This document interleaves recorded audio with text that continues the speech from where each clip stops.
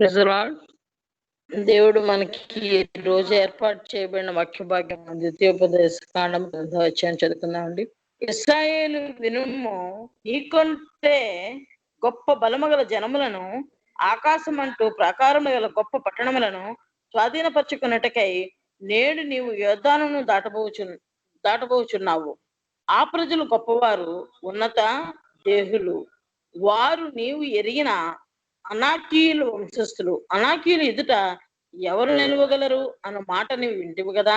కాబట్టి నీ దేవుడైన యెహోవా తానే దహించు అగ్నివలె నీ ముందర దాటిపోచున్నాడని నేడు నీవు తెలుసుకొనుము.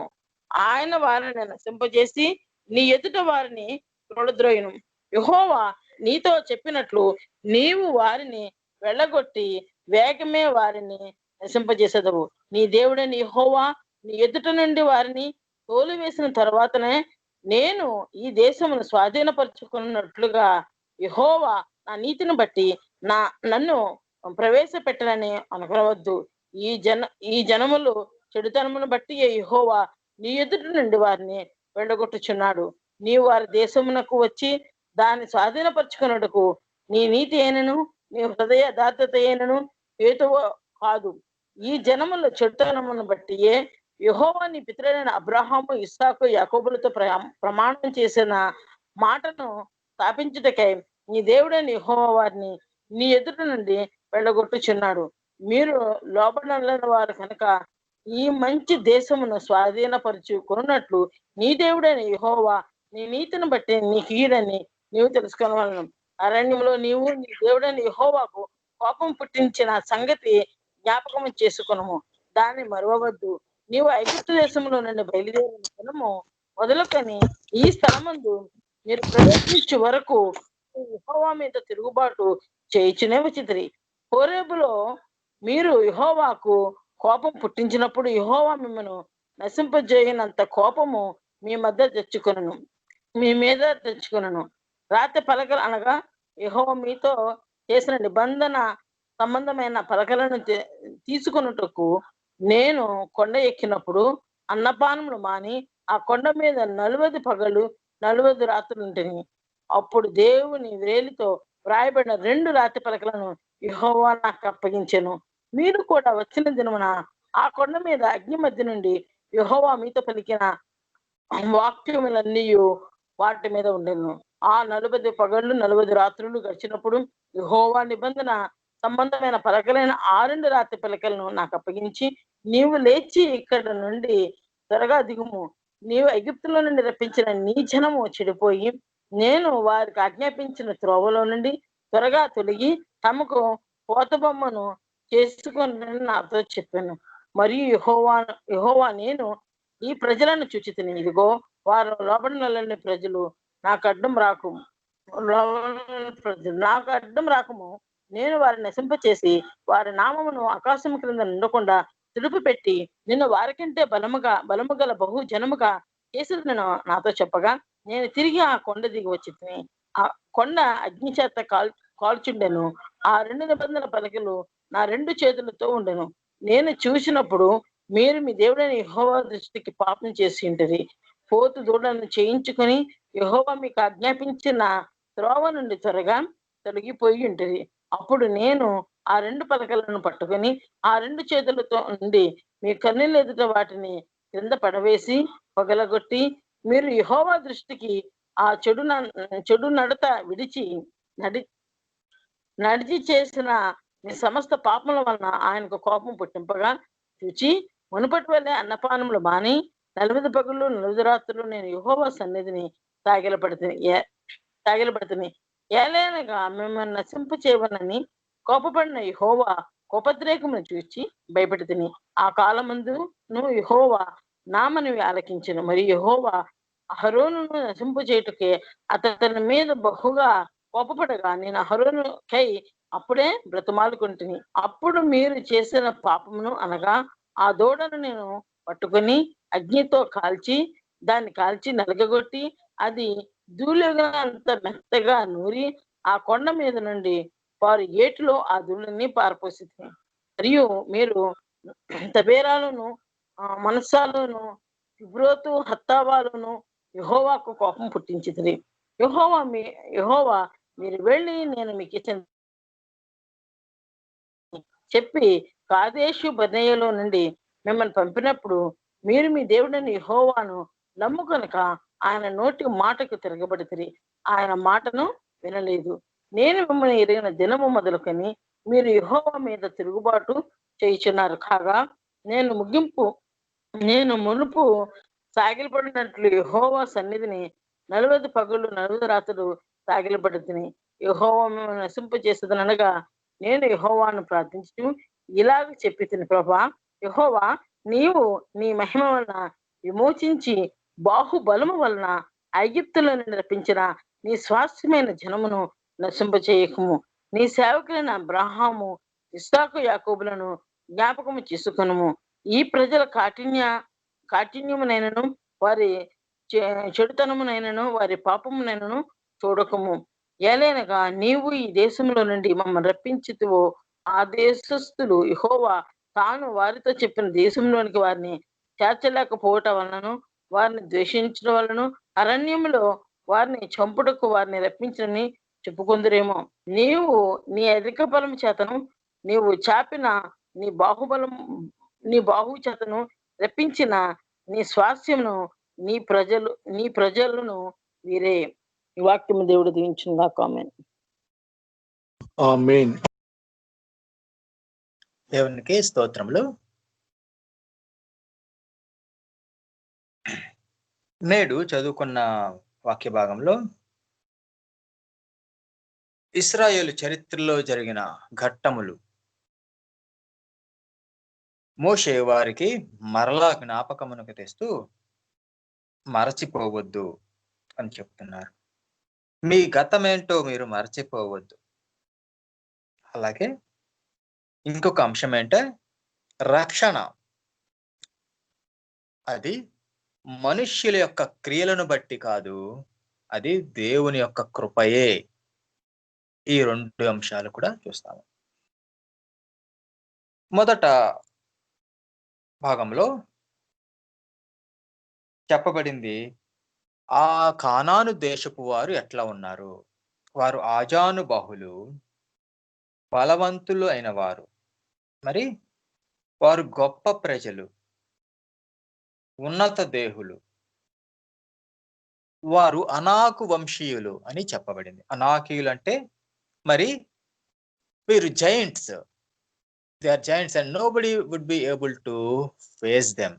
ఎవరు కూడా వారిని ఎదిరించి గెలువలేరు. అందుకే ఒక ప్రోవెర్బ్ ఉండేది. ఏంటి? అనాకీయులు ఎదుట ఎవరు నిలువగలరు అనే ఒక ప్రోవెర్బ్ ఆ కాలంలో ఉండేది. ఎందుకంటే అనాకీయుల యొక్క బలమును బట్టి వారు ఉన్నత దేహులు, వారు బలవంతులు కాబట్టి వారి ఎదుట ఎవరు కూడా నిలువలేరు. కాబట్టి ఈ సామెత ఒకటి ఉండేది, అనాకీయులు ఎదుట ఎవరు నిలువగలరు. మరి దేవుడు ఇశ్రాయేలు వారిని ఆ దేశమునకు తీసుకుని వెళ్తున్నాడు. ఎక్కడైతే ఈ అనాకీయులు ఉన్నారో వారందరినీ కూడా దేవుడు నశింపజేస్తానంటున్నారు. ఇప్పుడు మోషే చెప్తున్నాడు, నీవు వారిని చూసి భయపడవద్దు అని ఇంతకు ముందు అనేకసార్లు చెప్పారు. ఎందుకంటే ఇక్కడ చెప్తున్నాడు, నీ దేవుడని యెహోవా తానే దహించు అగ్ని వలె నీ ముందర పోవును, అది నువ్వు తెలుసుకో. కాబట్టి వారిని నశింపజేసేది మీరు కాదు,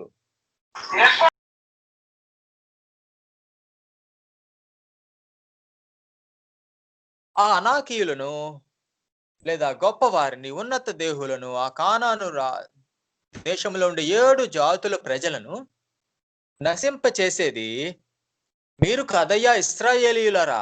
మీ ముందర యెహోవా దహించు అగ్నివలే మీ ముందర నడుస్తాడు. ఆయన మీ ముందర నడిచేది యెహోవాయే. ఆయనే వారిని ఓడింపజేస్తాడు, వారిని నశింపజేస్తాడు అని నువ్వు తెలుసుకో. నీ ఎదుట వారిని కూలద్రోసేవాడు ఆయనే. వారు ఎంత ఉన్నత దేహులైనా, వారు ఎంత అజానుబాహులైనా, వారు అనాకీయులైనా వారి ఎత్తు 13.5 14 అడుగులు ఎత్తు ఉన్న మనుష్యులైనా సరే వారందరినీ కూడా కూలద్రోయువాడు నశింపచేయువాడు యెహోవాయే. అది నువ్వు గుర్తు పెట్టుకో. నీ ముందర నడిచేవాడు యెహోవాయే. నువ్వు వెనక వెనక నడిసేది నువ్వు. మరి ఎవరైతే తమకు ముందుగా దేవుని ఉంచుకుంటారో, అంటే తమ జీవితంలో యేసుక్రీస్తు ప్రభుకు ప్రధాన స్థానము, ముందు స్థానం, అందరికంటే అన్నింటికంటే ముందు స్థానము కల్పిస్తారో వారి జీవితంలో మరి ఎప్పుడు కూడా దేవుడు వారిని క్షేమముగా నడిపిస్తాడు. అన్నింటిలో కూడా వారిని విజయ పథములో, వెలుగు మార్గములో క్షేమముగా శత్రువులపై విజయము పొందించి నడిపిస్తాడు దేవుడు. అది కాబట్టి ఇశ్రాయేలు నువ్వు జ్ఞాపకమునకు చేసుకో, నువ్వు గుర్తుపెట్టుకో.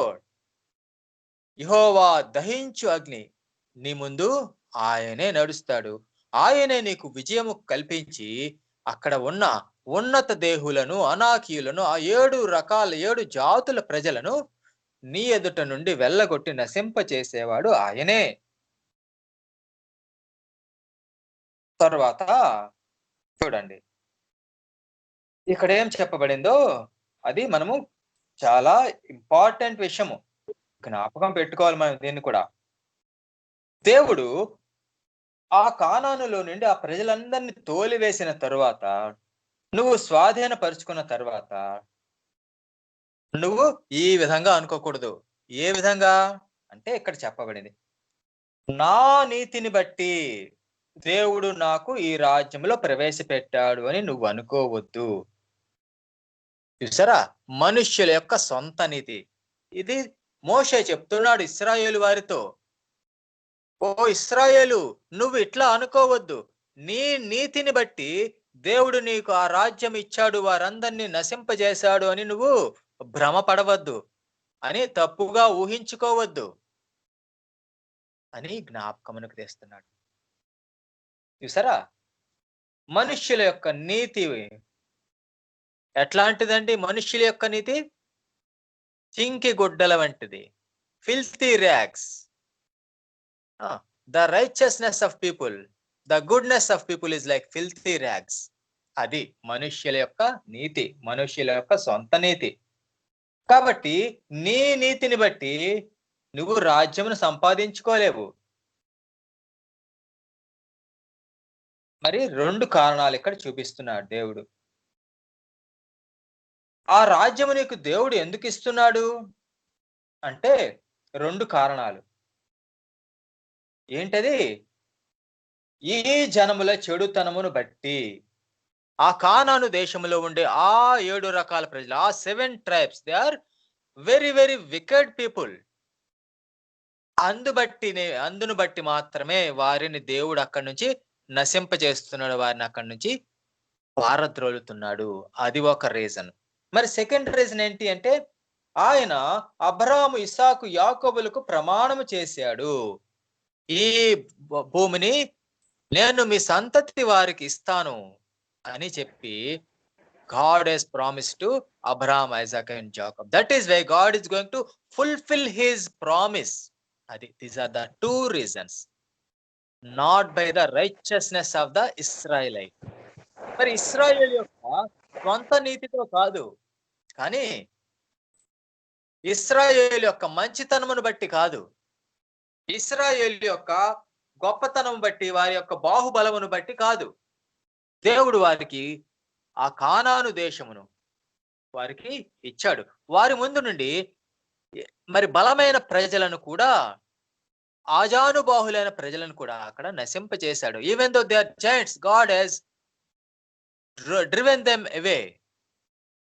They were perished because not because the righteousness of the people, but it is because of the promise God has made to Abraham, Isaac and Jacob, and also because those 7 tribes are very very wicked in the sight of the Lord. అది కదా. కాబట్టి నువ్వు భ్రమపడవద్దు ఓ ఇశ్రాయేలు. నా నీతిని బట్టి దేవుడు నాకు ఈ రాజ్యమునకు తీసుకుని వచ్చాడు. నా హృదయం యథార్థతను బట్టి దేవుడు నాకు ఇక్కడికి తీసుకొని వచ్చాడు అని నువ్వు అనుకోవద్దు. Verse 5, verse 4, 5, 6 very very important verses. Verse 5 it says that నీ నీతి కాదు, నీ హృదయ యథార్థత కాదు, హేతువు కాదంటే అవి కారణము కాదు. మనుష్యుల యొక్క హృదయము ఎట్లాంటిది దేవుడు వాక్యములో వ్రాయించాడు. The heart of man is highly wicked, highly crooked. మనుష్యుల హృదయము అన్నింటికంటే ఘోరమైన వ్యాధి కలది మనుష్యుల హృదయము. నీ హృదయ యథార్థత హేతువు కాదు. మనుష్యుల హృదయంలో యథార్థత లేదు. మనుష్యుల నీతిమంతులు కారు. మనుష్యులలో ఎవడు కూడా నీతిమంతుడు లేడు. కాబట్టి ఓ ఇశ్రాయేలు, నీ నీతి వలన కాదు, నీ హృదయ యథార్థత వలన కాదు, కానీ ఆ కానాను దేశంలో ఉండే ఆ ప్రజలు దేవుడిని విడిచిపెట్టి దేవునికి విరోధంగా చేసిన పాపమును బట్టి దేవుడు వారిని నశింపజేస్తున్నాడు. అలాగే దేవుడు మీ పితరులైన అబ్రహాము, ఇస్సాకు, యాకోబులతో చేసిన ప్రమాణమును బట్టి దేవుడు మీకు ఆ రాజ్యమును ఇస్తున్నాడు. అక్కడ ఆజానుబాహులైన వారిని పారద్రోలి ఆ రాజ్యమును మీకు ఇస్తున్నాడు అంటే కదా. మరి నూతన నిబంధనలో మనకేం చెప్తుందో ఒక వాక్యం చదువుకుందాం. In the New Testament, what it says, the Lord said in Titus chapter 3 and verse 5, it says, మన నీతిని అనుసరించి చేసిన క్రియల మూలముగా కాక. చూసారా, ఈ రక్షణ మనకి ఎట్లా దొరికింది?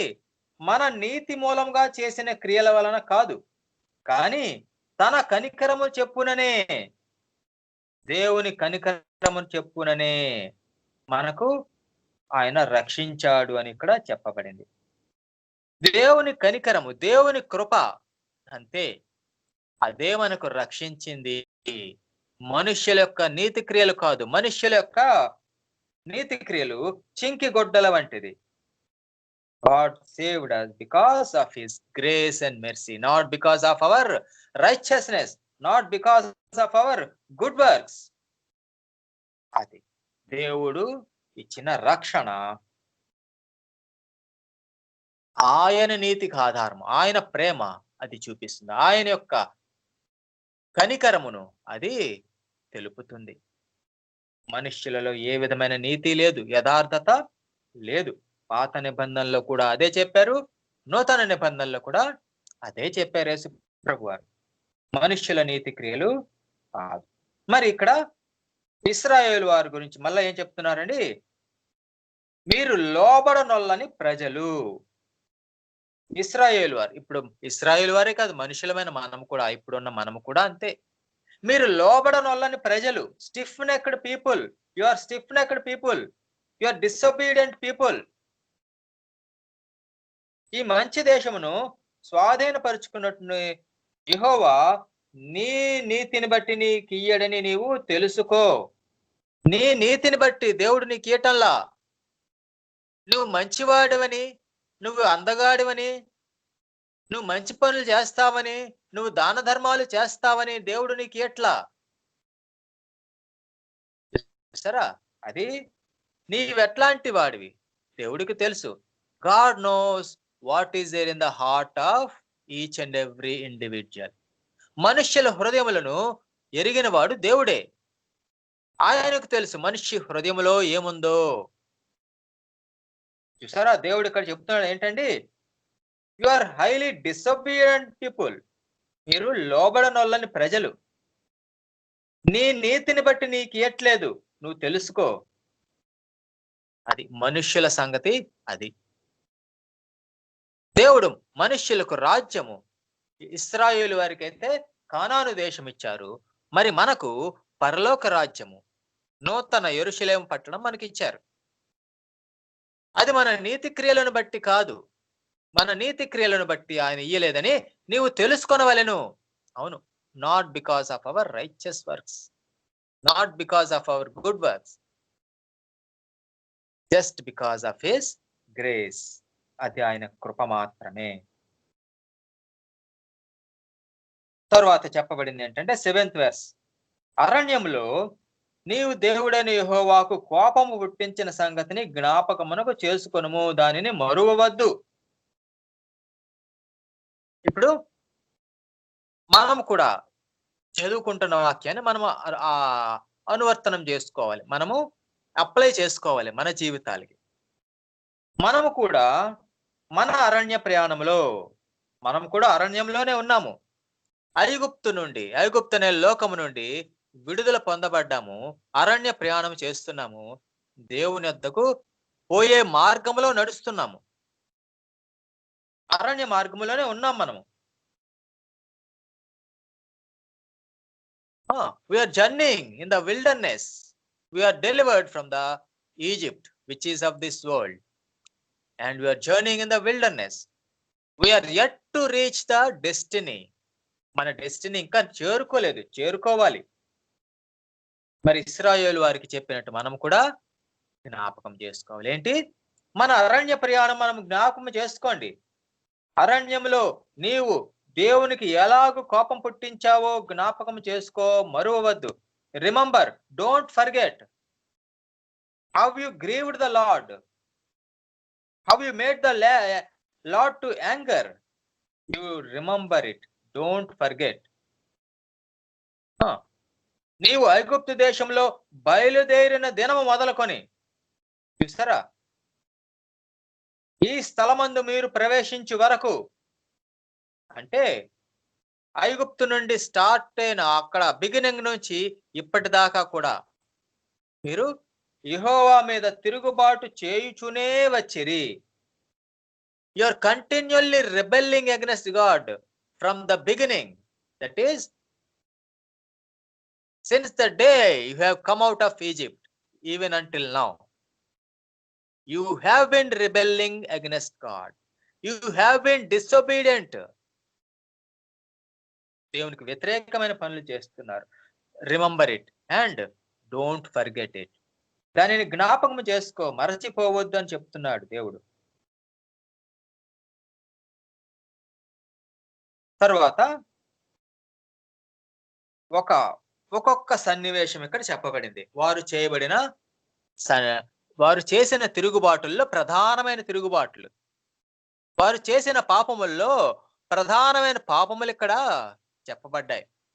మొట్టమొదటిది సేనై కొండ, సేనై పర్వతం దగ్గర, at Mount Sinai they made the golden cough.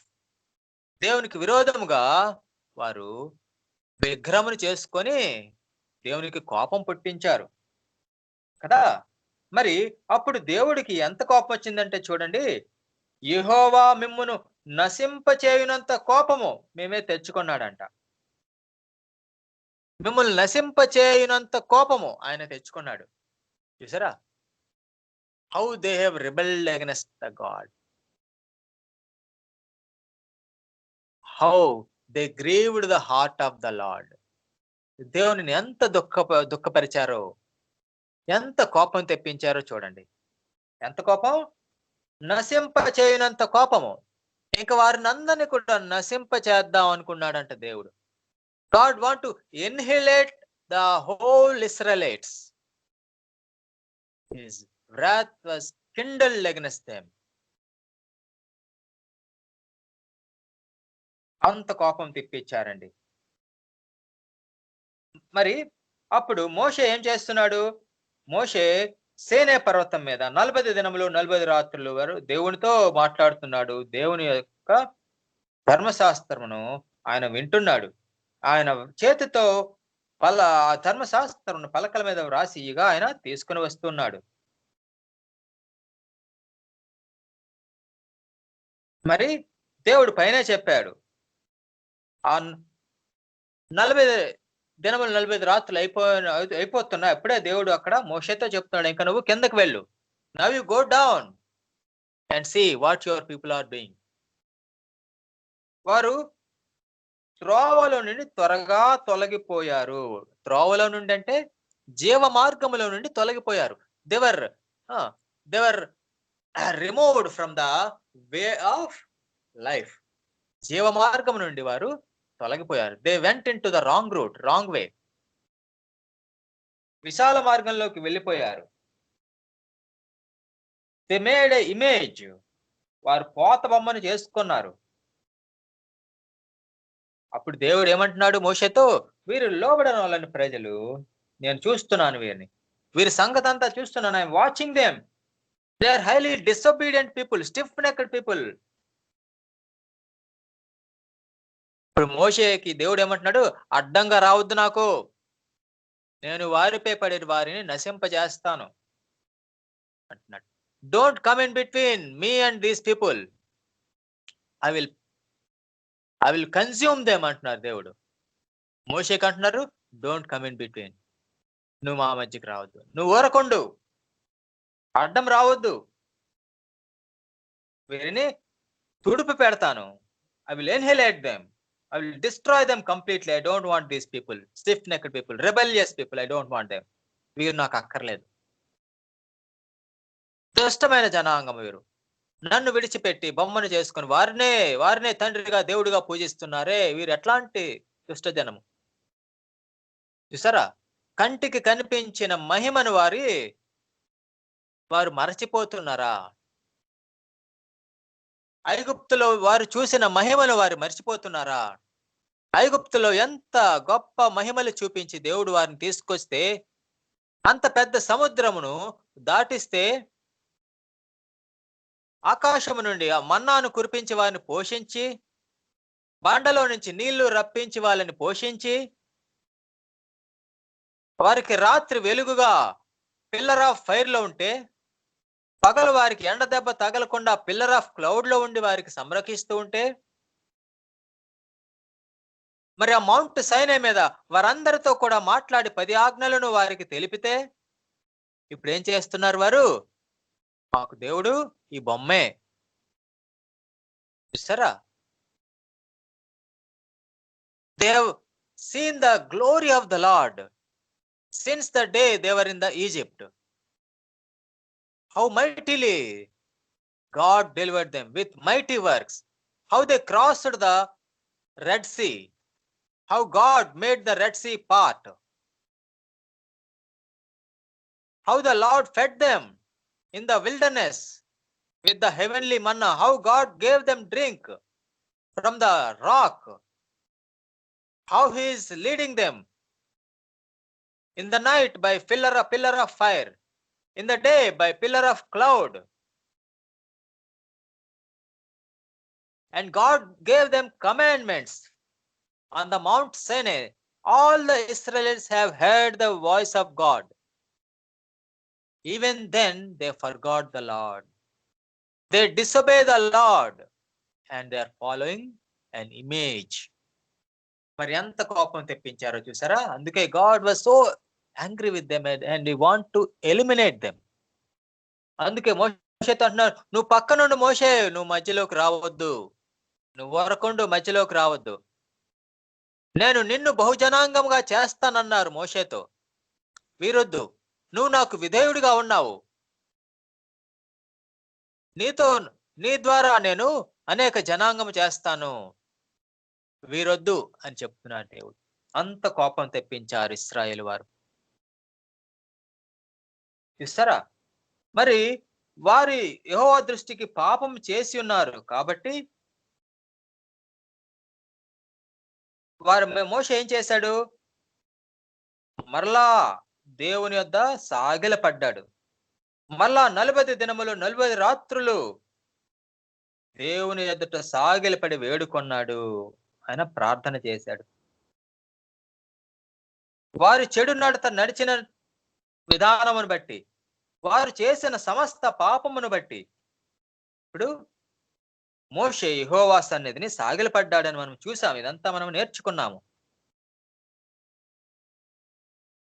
మిమ్మును నశింప చేయాలని కోపపడిన యెహోవా కోపమును చూసి ఇప్పుడు మోషే కూడా భయపడుతున్నాడంట. దేవునితో ఫేస్ టు ఫేస్ మాట్లాడుతాడు మోషే, కానీ ఇప్పుడు దేవుని యొక్క ఆ యాంగ్రీని చూసి మోషే కూడా భయపడ్డాడంట. 40 దినములు దేవునికి మొర్రపెట్టుకున్నాడు, దేవునికి ప్రార్థన చేశాడు. యెహోవా మరి మోషే మనవి ఆలకించాడు. ఆలకించి, సరే నువ్వు చెప్తున్నావు, నేను ఇశ్రాయేలు నశింప చేయనులే, ఓకే అన్నారు. కానీ ఏమన్నారు? ఈ అహరోను మంచోడు కాదు, వీడి వలనే ఈ విషయం అంతా జరిగింది, ఎంత ఘోరం జరిగింది. నువ్వు అడ్డంలే, నా వీడిని కూడా నశింపజేస్తాను ఈ అహరోన్ని అని అన్నారు దేవుడు. అవును కదా, అహరోనుకి అప్పచెప్పి వెళ్ళాడు మోషే ఇశ్రాయేలు బాధ్యత అంతాను. బట్ అహరోన్ ఏం చేశాడండి? He never corrected the people, but he encouraged the people, bring the gold, I will make you an image అని చెప్పి ఏం చేశాడు? విగ్రహం చేశాడు. మోషేతో అబద్ధం చెప్తున్నాడు. నెట్లా ఫైర్ లో I put the gold in fire and it came as a calf అంటున్నాడు. అబద్ధం కూడా చెప్పాడు, తప్పు చేశాడు, పాపం చేశాడు అహరోను. నువ్వులే, అడ్డులే, ఈ అహరోన్ని నేను నశింపజేస్తాను అంటున్నారు దేవుడు. మరలా మోషే అహరోను కోసం కూడా ప్రార్థన చేస్తే అప్పుడు అహరోనును దేవుడు చంపకుండా వదిలిపెట్టారు. చూసారా? మరి ఇప్పుడు అహరోను దేవుని సన్నిధికి వెళ్ళి, నేను ప్రధాన యాజకుడిని, నేను గొప్పవాడిని, అందుకే దేవుని దగ్గరికి వెళ్ళాను అని అంటాడా? అనలేడు. అహరోను చనిపోయాడు, తన పితరుల యొద్ద కొనిపోబడ్డాడు, దేవుని రాజ్యంలోకి పోయాడు. కానీ ఇప్పుడు వెళ్ళి నా నీతి వలన, నా గొప్పతనం వలన నేను ప్రధాన యాజకుడిని, అందుకే నేను పరలోక రాజ్యానికి చేరుకున్నాను అంటాడా? అక్కడ తలెత్తుకోగలడా అహరోను? దేవుని రాజ్యంలో ఏ శరీరయు అతిశయపడ వీలు లేదు. దేవుని వాక్యం మనకు బోధిస్తుంది. సమస్త శరీరులు, all the flesh, all the people have committed sin and no person will lift up their head and say, this is because of my righteousness I entered into the kingdom of heaven. ఎవరు కూడా అనడానికి వీల్లేదు. Not even Aaron. Aaron is a great sinner than us. Not even Moshe కూడా అనలేడు. Not David, nobody else. ఎవరు కూడా దేవుని ఎదుట తలెత్తుకొని, నా గొప్పతనం వల్లే నేను ఇక్కడికి వచ్చాను, పరలోక రాజ్యం చేరుకున్నానని ఎవరు అనలేరు. మరి ఇందాకనే చూసాము, ఇశ్రాయేలు ప్రజలు, మీరు ఎట్లా అనుకోవద్దు, మీ నీతిని బట్టి దేవుడు మీకు రాజ్యాన్ని ఇచ్చాడు, ఇక్కడ గొప్ప గొప్ప ప్రజలను నశింపచేశాడు, మీ నీతిని బట్టే ఇలా చేశాడా దేవుడు అని అనుకోకండి.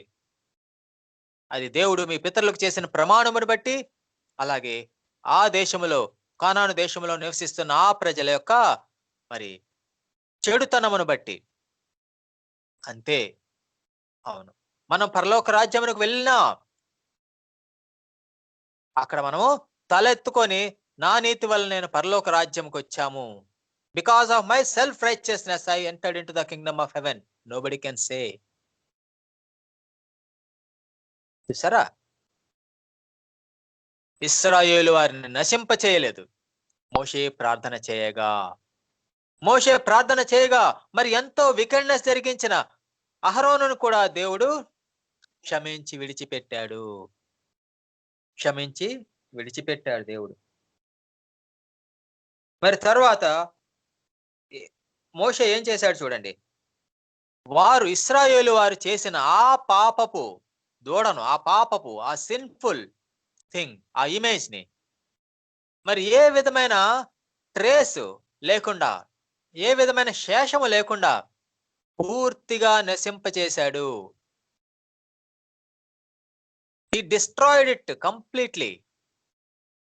దాన్ని మిగల్చలేదు. అబ్బా, ఇది బంగారం కదా, అబ్బా ఎంతో మరి విలువైనది కదా బంగారం, మరి బంగారాన్ని మనం సరే పోత పోసి ఇంకొకటి చేసుకుందాము, మనం నగలు చేసుకుందాము, లేకపోతే అది చేసుకుందాము, లేకపోతే ఏదైనా వస్తువు చేసుకుందాము అని అనుకోలేదు.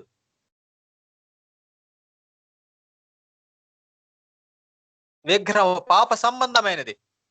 మరి ఆ విగ్రహం పైన ఉన్నవన్నీ కూడా శపితమైనవి, ఇంటిలోకి తెచ్చుకోకండి అని దేవుడు చెప్పారు. అలాగే మోషే ఆ విగ్రహమును పిండి చేసేశాడు, కాల్చి బూడిద చేసి నీళ్ళలో కలిపి ఇశ్రాయేలు వారికి తాగిచ్చాడు ఆ నీళ్ళనే కదా. వితౌట్ రేస్, ఏమి మిగల్చకుండా మోజే he destroyed the evil, destroyed the image. He did not kept anything of the which is related to the idol.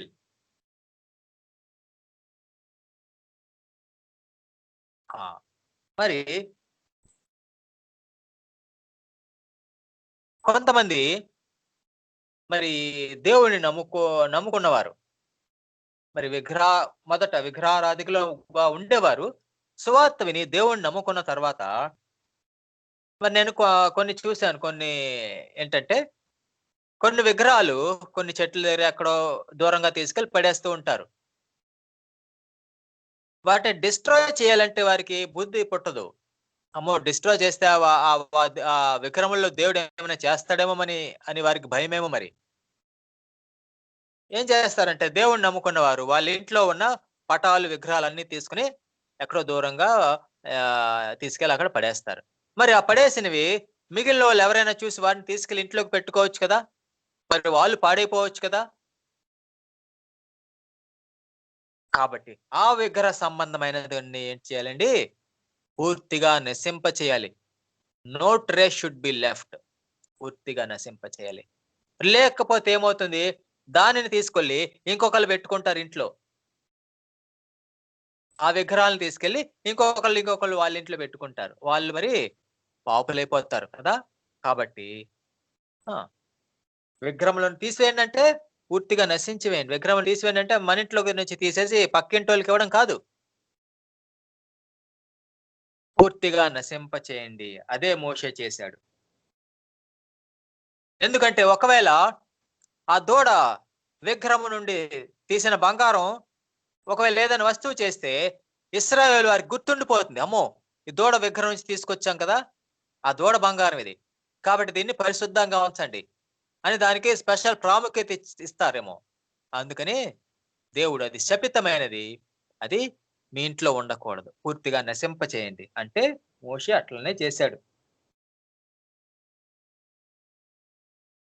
తర్వాత మోషే వారికి మరలా ఇంకోటి జ్ఞాపకం చేస్తున్నాడు.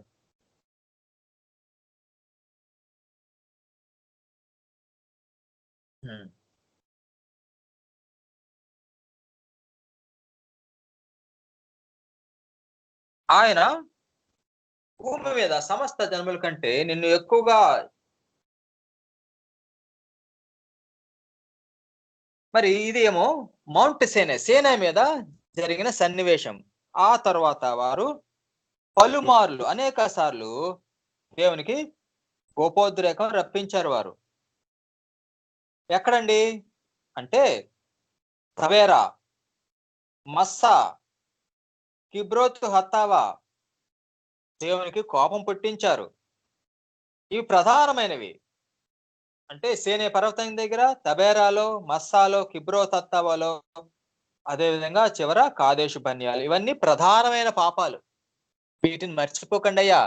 దేవునికి ఈ విధంగా కోపం తెప్పించారు. మీరేం మంచి వాళ్ళు కాదు, మీ హృదయం ఏమి మంచిది కాదు, మీలో ఏమి నీతి లేదు.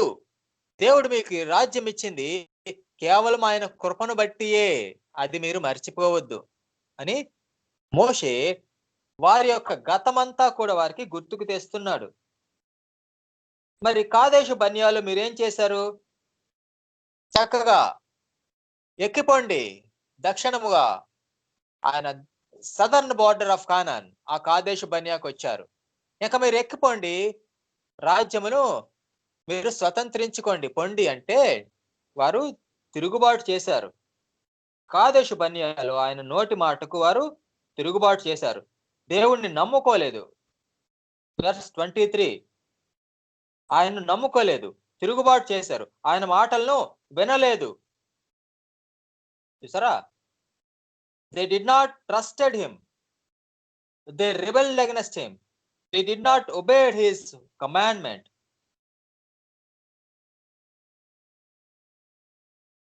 అప్పుడు మోషే ఏమంటున్నాడండి, నేను మిమ్మల్ని ఎరిగిన దినము మొదలుకొని మీరు యెహోవా మీద తిరుగుబాటు చేయుచున్నారు. అంటే మోషే ఏమంటున్నాడు? నేను మిమ్మల్ని ఎరిగిన ఆ మొదటి దినం మొదలుకొని ఇప్పటి వరకు కూడా మీరు దేవునికి వ్యతిరేకంగా తిరుగుబాటు చేస్తూనే ఉన్నారు. You have been a rebellious nation since the day I knew you. Even till now you are stiff necked and rebellious people అని మోషే వారి గురించి చెప్తున్నాడు. మరి ఆ కాదేశు బన్యాలు వారు చేసిన పాపమును బట్టి దేవుడు అక్కడ వారిని పూర్తిగా నాశనం చేస్తానని చెప్పాడు దేవుడు. మరలా మోషే ప్రార్థన చేశాడు. మరలా 40 దినములు 40 రాత్రులు దేవుని యొద్ద సాగిల పడ్డాడు మోషే. Again Moshe prayed for 40 days and 40 nights because at this Kadesh Barnea also God's wrath kindled against them and God want to annihilate Israel completely. But Moshe prayed for 40 days and nights. చూసారా? మరి ఈ రెండు విషయాల్లో కూడా అనేక సార్లు మనం మోషే చేసిన ప్రార్థన మనం చూసాము. మరి మోషే ఎప్పుడు చేసిన ప్రార్థనలో కూడా 3 విషయాలు ఉంటాయి. 3 పాయింట్లు.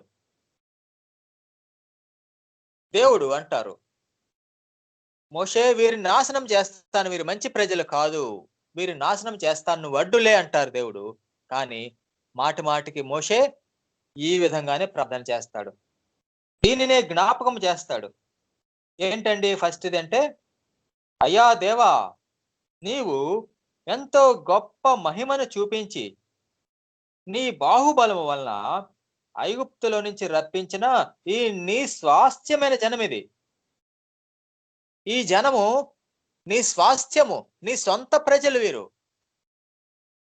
నీవు ఎన్నుకన్న ప్రజలు వీరు. నీవెన్నో మహిమ కార్యాలు చూపించి నీ బాహుబలముతో వీరిని తీసుకుని వచ్చావయ్యా. వీరిని సొంత ప్రజలయ్యా. అది మొట్టమొదటి point. That is the first point. Moshe prays to the Lord. ఏంటంటారండి? These are your possession. The Israel is your possession. You brought them from the Egypt by showing mighty works. With your mighty hand you brought them. These are your possession. వీరి స్వాస్థ్యము. అది మొదటి point. Second point ఏంటి? యేసయ్యా, నీ సేవకుడైన అబ్రహాము, ఇస్సాకు, యాకోబులకు మీరు వాగ్దానం చేశారు, వాటిని మీరు జ్ఞాపకం చేసుకోండి అయ్యా. Second point, lord, you have promised to your servants Abraham, Isaac and Jacob. So remember that promise, Lord. So you are the Lord God who never lies. If you say something, you will fulfill it, Lord. యేసయ్యా, మీరు వాగ్దానం చేశారు కాబట్టి ఆ వాగ్దానాన్ని మీరు నెరవేరుస్తారు. కాబట్టి మీరు జ్ఞాపకం చేసుకోండి, ఆ వాగ్దానాన్ని జ్ఞాపకం చేసుకోండి. ఒకవేళ మీరు ఇశ్రాయేలుని ఇప్పుడు నశింపజేస్తే ఈ వాగ్దానం వీగిపోతుంది. లోకంలో జనములు ఏమంటారు? తండ్రి, ఈ వాగ్దానం వీగిపోతుంది. అయ్యా, మీరు అబద్ధికులైపోతారు. మీరు చెప్పిన మాట దానిని సంపూర్తిగా గావించకుండా మీరు అబద్ధికులైపోతారయ్యా. వద్దు, అట్లా చేయొద్దు. అది సెకండ్ పాయింట్. థర్డ్ పాయింట్ ఏంటి అంటే, అయ్యా, మరి అన్యులు, ఈ లోకంలో ఉండే ప్రజలందరూ కూడా ఏమనుకుంటారు? మీరు ఎంతో బాహుబలముతో, ఎంతో గొప్ప ఆశ్చర్య క్రియలతో ఈ ప్రజలను మీరు మైటీ వర్క్స్ తో తీసుకొచ్చారు. ఐగుప్తు నుంచి తీసుకొని వచ్చారు వీరిని. మరి మీరు ఇప్పుడు వారిని నశింప చేస్తే ప్రజలేమని చెప్పుకుంటారయ్యా? మరి ఆ దేవుడు అంట, యెహోవా అంట, వారితో చెప్పిన దేశంలోనికి వారిని చేర్చలేకపోయాడు, ఈడేం దేవుడు అండి అంటారు. ఈ దేవుడు ఏంటి? వాళ్ళని చంపాలని ద్వేషించాడు, అందుకే ఐగుప్తులోంచి తీసుకొని వెళ్ళిపోయాడు. అరణ్యంలో వాళ్ళని చంపేశారు ఆ దేవుడు. అది దేవుడు కాదు. మీకు చాలా చెడ్డ పేరు వస్తుందయ్యా తండ్రి. చూసారా? verse 27 and 28. ఇందులో ఇవన్నీ రాయబడ్డాయి. కాబట్టి దేవా, మీరు ఈ ఇశ్రాయేలు వారిని నశింప చేయవద్దు, వీరు మీ స్వకీయ జనము. నాయనా, మీరు చేసిన వాగ్దానం వీగిపోతుంది. ప్రజలందరూ మిమ్మల్ని గురించి చెడ్డగా చెప్పుకుంటారు. మీ నామము కించపరచబడుతుంది. మీకు అపఖ్యాతి వస్తుందయ్యా, వద్దయ్యా. ఇదే మోషే ప్రార్థన కదా. అందుకే దేవునికి మోషే అంటే ఎంతో ఇష్టం. ఎందుకంటే మోషే తన గురించి ఎప్పుడూ ఆలోచించలేదు. దేవుడు ఎంతో గ్రేట్ ఆఫర్ ఇచ్చారు. ఏంటి? ఈ ఇశ్రాయేలు వారిని పూర్తిగా నశింపజేస్తాను, నిన్ను గొప్ప జనంగా చేస్తాను అంటున్నారు మోషేతో దేవుడు. మంచిదే కదా, ఆఫర్ని తీసుకోవచ్చు. అహరోను అయితే తీసుకునేవాడు, కానీ మోషే వద్దయ్యా. మోషే తన గురించి ఆలోచించలేదు. మోషే, నాకు గొప్ప పేరు వస్తుంది, నేను గొప్పవాడిని అయిపోతానే, I will become a great nation, I will be very happy అని అనలేదు మోషే అనలేదు. Moshe did not think that. Moshe did not think about the fame of himself, but he think about the fame of the God. What will be the fame of the God among the heathen? What the heathen people will say?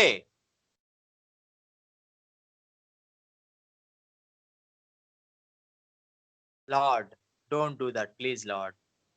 దేవుని నామ ఘనత గురించి ఆలోచించాడు మోషే, తన గురించి ఆలోచించలేదు. చూసారా? అందుకే మోషే అంటే దేవుడికి ఎంతో ఇష్టం. మనం కూడా దేవునికి ఇష్టలుగా ఉండాలంటే మన గురించి ఆలోచించడం కాదు, దేవుని గురించి ఆలోచించాలి. దేవుని నామ ఘనత గురించి ఆలోచించాలి. అందుకే నూతన నిబంధనలో కూడా ఉంటుంది, ఆయన నామమునకు కీర్తి కలిగించవలెనని. అవును, అది మన యొక్క డ్యూటీ. అంతే. మనం ఈ లోకంలో ఉన్నాము అంటే, దేవుడు మనల్ని ఎన్నుకున్నారంటే, ఇప్పుడు మన డ్యూటీ ఏంటండి అంటే, we have to glorify the name of the Lord. We have to bring honor to the name of the Lord. That is our sole duty on this earth. ఈ జర్నీలో, ఈ యాత్రలో, జీవిత యాత్రలో మనము చేయాల్సిన పని అదే. మన ఫేమ్ గురించి కాదు. అబ్బా, నేను అందరిలో గొప్పవాడిని అయిపోవాలి, నేను అందరిలో చాలా మంచివాడిని అనిపించుకోవాలి, అందరిలో నేను అందగాడిని అనిపించుకోవాలి, అందరిలో నేను అందగత్తని అనిపించుకోవాలి. అది కాదు. Not for we should not think about ourselves, but God. Not I, but Christ. Paul said. Paul చెప్పినట్టు, నేను కాదు ప్రభువా, క్రీస్తే. నేను కాదు, క్రీస్తే. నేను కాదు ఘనపరచవలసింది, క్రీస్తే నాయందు ఘనపరచబడాలి. అవును, not I, but Christ should be glorified in me. కాబట్టి మనం కూడా అలాంటి మోషే వంటి ఆలోచన కలిగిన వారమై ఉండాలి. దేవుని నామమునకు ఖ్యాతి కలిగించే వారముగా ఉండాలి. ఈ లోకంలో ఉన్న మనము మన గురించి కాదు, దేవుని ఖ్యాతి గురించి, ఆయన నామ ఘనత గురించి ఆలోచించే వారిగా ఉంటే, ఆయన మన ముందు నడుస్తూ మనకంతా కూడా విజయము కలిగించి, రక్షణ,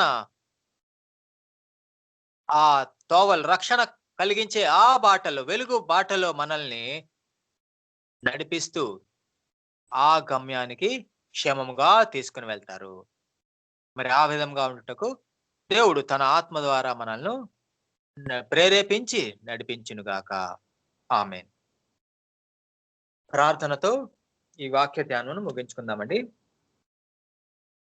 పరిశుద్ధుడా, పరమ తండ్రి, జీవాధిపతి, సర్వాధిపతి, వందనములు, స్తోత్రములు, స్తుతులు నాయన తండ్రి.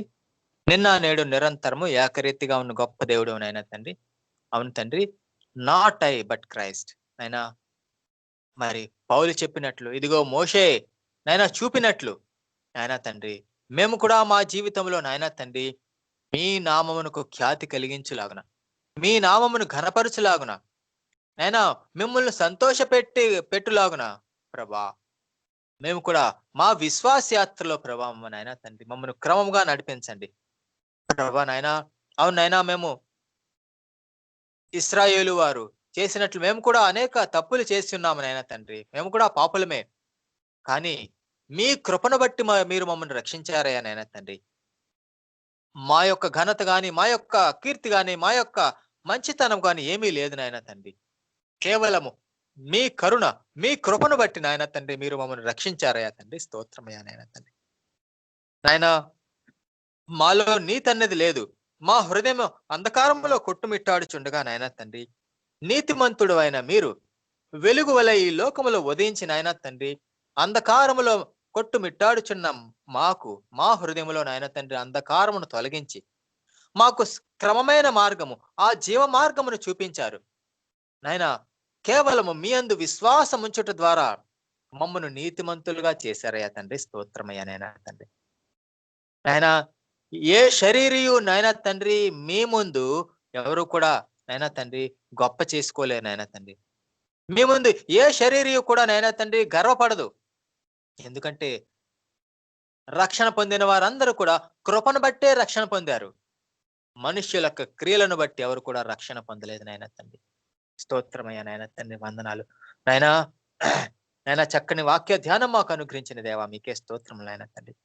నాయనా, అవును తండ్రి, మేము కూడా మా జీవితంలో నాయన తండ్రి ఏ విధంగా నడుచుకోవాలో అన్ని మాకు క్రమంగా నేర్పిస్తున్నందుకు ప్రభా, నేర్చుకున్న మేము నాయన తండ్రి దానిని మా హృదయంలో భద్రపరుచుకుని దానిని అవలంబించులాగున, దానిని ఫాలో చేసేలాగున నాయన తండ్రి మా అందరికి ప్రేరేపణ కలిగించండి నాయన తండ్రి. కృప చూపించండి నాయన తండ్రి. మాలో నాయన తండ్రి నాయన మీకు అయిష్టమైనవి, మీకు అవరోధమైనవి ఏమన్నా ఉంటే నాయన తండ్రి వాటిని మా జీవితంలో నుండి, మా హృదయంలో నుండి తొలగించండి నాయన. మీకన్నా ఎక్కువగా మేము దేన్నైనా ప్రేమిస్తున్నామా ఈ లోకంలో, వాటిని నాయన తండ్రి మీకును మాకును మధ్యన యేసయ్య ఏది కూడా ఉండకుండా నాయన తండ్రి నాయన సమస్తమును తొలగించమని ప్రభా నాయన తండ్రి మాకు తోడుగా నాయన తండ్రి మీరే మమ్మల్ని నడిపిస్తూ ఉండమని మా మంచి గొర్రెలు కాపరైన దేవా నాయన. ఎల్లప్పుడూ మేము మీ పాదముల యొద్దనే నాయన తండ్రి మేము నాయన మిమ్మల్ని హత్తుకొని ఉండలాగున మమ్మల్ని అందరినీ కూడా మీ కృపలతో నడిపించమని వేడుకుంటూ, మీరు వచ్చే వరకు కూడా నాయన తండ్రి ఈ జీవిత యాత్రలో ప్రభా విశ్వాసముతో నాయన తండ్రి తృప్తితో దైవభక్తితో మేము నాయన తండ్రి యేసు వైపు చూస్తూ ఈ విశ్వాస యాత్ర నాయన తండ్రి కొనసాగించులాగన కడ వరకు నాయన తండ్రి విశ్వాసము కలిగి నాయన తండ్రి విశ్వాసములో ఎదుగుతూ నాయన తండ్రి ఈ జీవిత యాత్ర సాగించులాగున సహాయం దయచేయమని మా ప్రియుడు, మా రక్షకుడు, జీవాధిపతి, సర్వాధిపతి అయిన యేసుక్రీస్తు ప్రభు పరిశుద్ధమైన ఘనమైన నామములో స్తుతించి పాదములు పట్టుకొని విన్నవించుకొంచున్నాం మా పరమ తండ్రి. ఆమేన్. ఆమేన్.